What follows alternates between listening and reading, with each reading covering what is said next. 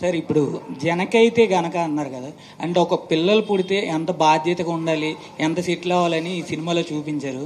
అదే ఒక పెళ్లి కావాలంటే ఎంత సెటిల్ అవ్వాలి, ఎంత బాధ్యతగా ఉండాలంటే ఏం చెప్తారు సార్?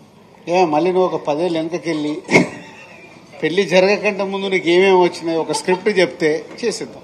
వాళ్ళు రాస్తే మేము తీయడానికి రెడీ. Okay sir. నీ దగ్గర ఏమైనా ఐడియాస్? లేదు సార్, అంటే మీ తాలూకు సజెషన్ తీసుకున్నాను సార్. అంటే ఇప్పుడు ఎంత సెటిల్ అవ్వాలి, ఎంత బాధ్యతగా ఉండాలి పెళ్లి?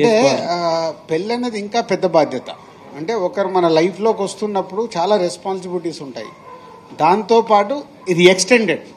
పెళ్ళైన తర్వాత ఆటోమేటిక్ ప్రతి ఒక్క వైఫ్ అండ్ హస్బెండ్కి జరగాల్సింది నెక్స్ట్ కిడ్స్ ప్లానింగ్. ఇంతకుముందు అంటే ప్లానింగ్ ఏం లేదు, ఇప్పుడేమో ప్లానింగ్. అదే ట్రైలర్లు వేసినది ఒకటి యాడ్ వేసి అప్పుడు అంతమందిని ఎలాగనే వాళ్ళంటే అలా బామ్మ అంటది కదా అలా నానమ్మ. అప్పుడు మాకు పెద్ద పని ఉండేది కాదంటే అప్పుడు క్యాలిక్యులేషన్స్ లేవు. ఇప్పుడు లైఫ్లో ఏది చేయాలన్నా క్యాలిక్యులేషన్ ఏ స్టేజ్కి వెళ్ళింది అంటే ప్రెగ్నెన్సీ ఉండి డెలివరీ అంటే కూడా డెలివరీకి కూడా ముహూర్తము అవన్నీ చూసుకొని డెలివరీ చేపిస్తున్నారు. అంటే దేనికి సాధారణంగా జరగట్లా, టెక్నికల్గా జరుగుతున్నాయి. సో మారిపోయింది. సో అవన్నీ జాగ్రత్తగా హ్యాండిల్ చేశాడు.